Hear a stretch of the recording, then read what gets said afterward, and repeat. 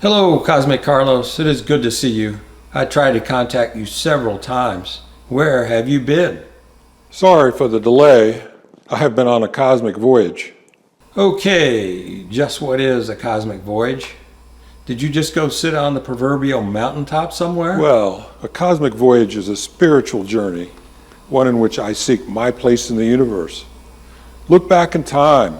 For example, the Assyrians. I am standing before two ancient statues, one a human-headed bull and the other a human-headed lion. They depict celestial beings and serve as protective deities. Man has always looked to the cosmos and cosmic beings for guidance and protection. Every individual must make this journey sometime in his or her life. I took my journey, and I will share it with others. So, you're upholding a long tradition of cosmic seeking, or should I say seeking in the cosmos rather than here on Earth. Well, the Assyrians are long gone. Those fantastical statues are symbols of the level of magical thinking from 3,000 years ago. Surely, it should not be a model for how we fashion our lives today. Which reminds me that I really wanted to talk to you about psychic angels. I'm having recriminations about letting you be part of my Be Prepared Part 1 broadcast. You made some promises that I don't think are possible, like messages from dead ancestors. You would have to be part of a cult to believe that. Cults have nothing to do with it. Psychic angels are there to help people, to tend to their spiritual needs in a time of crisis. You know, cults are quite common in this history of this country, and they don't seem to end well. Take Heaven's Gate. They were some kind of a UFO quasi-religious group that started in 1975 in San Diego. On March 26, 1997, 39 members committed mass suicide in order to reach an extraterrestrial spacecraft that was supposedly following Comet Hale-Bopp.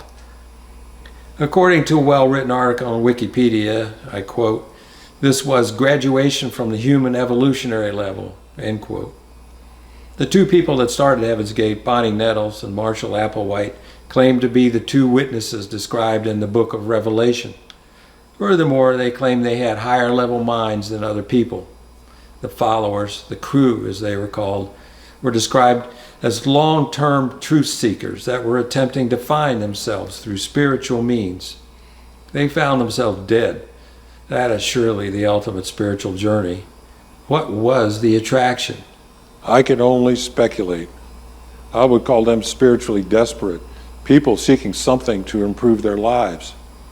I do think those cult leaders had to work hard to recruit members. I don't know anybody that would give up a nice everyday life for that.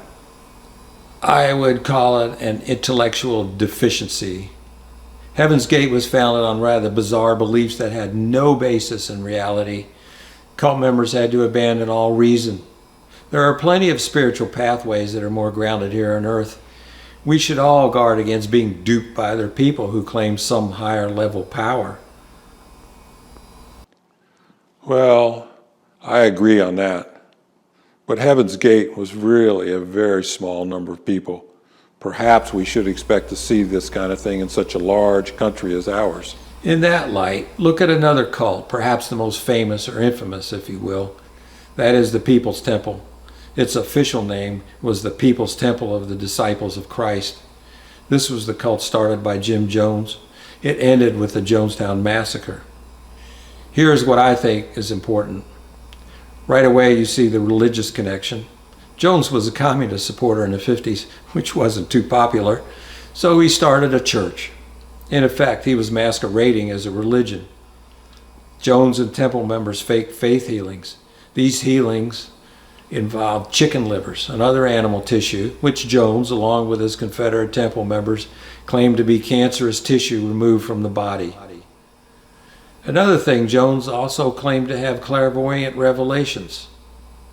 So again, we see a cult leader claiming some special superhuman power.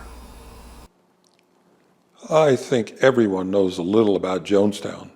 It is probably the most widely recognized event in recent American history, except for 9/11. Jones must have been quite charismatic and quite good at tapping into people's gullibility.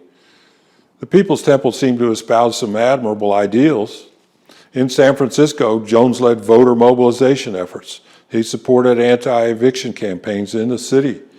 He certainly supported integration and even received the Martin Luther King Jr. Humanitarian Award in 1977. To my knowledge, Jones was active politically in San Francisco and able to mobilize his members quickly. So from some points of view, he did some good things. Jones was smart enough to get some politicians on his side. I'm sure that he also got some favorable press as a result of his political activity. But media attention apparently drove Jones and several hundred members to move to Guyana to establish the People's Temple Agricultural Project. Apparently, cults do not like media exposing their affairs. I always thought of Jonestown as a mass suicide. I never could understand why so many people could do something like that. Same here. So I listened to a podcast of an interview of Laura Johnston Cole. She was an important member of the cult for about 10 years. She was not in Jonestown at the time of the massacre, and so she survived. She described Jones as a sociopath and a con man who could never admit a mistake. Cole said religion was a sham for Jones. He wanted to be in the role of God as the most worshipped person on earth, Cole said. She also said there were looming problems with the settlement and that Jones was also in ill health, a heavy drug user, and mentally unstable, maybe insane. That doesn't sound promising.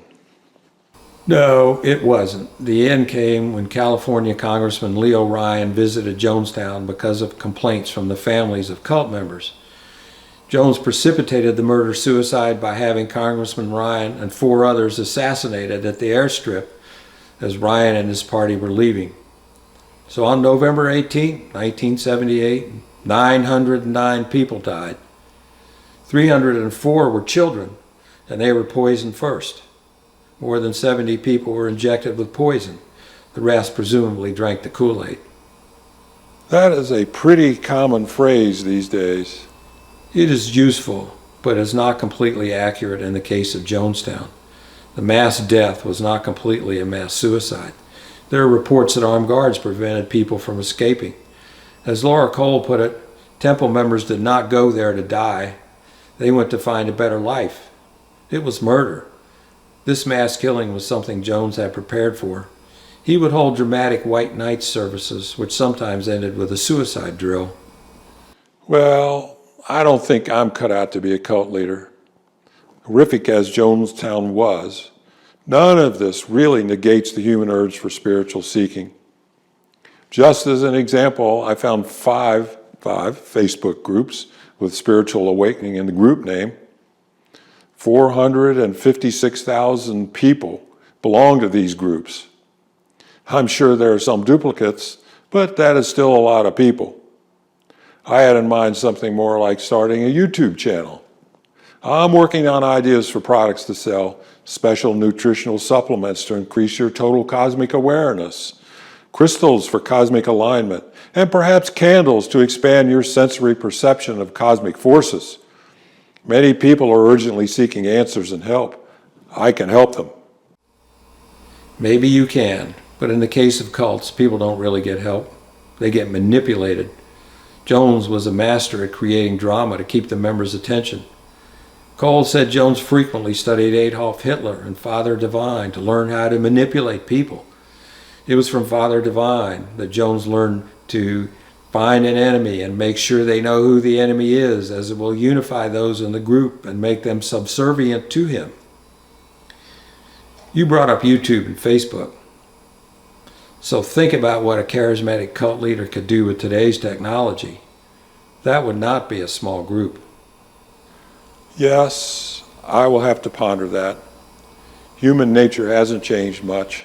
It is clear that we can be manipulated into complete senselessness. Thank you, Cosmic Carlos, for sharing your time with me. We'll have to talk again. Think carefully about your endeavors.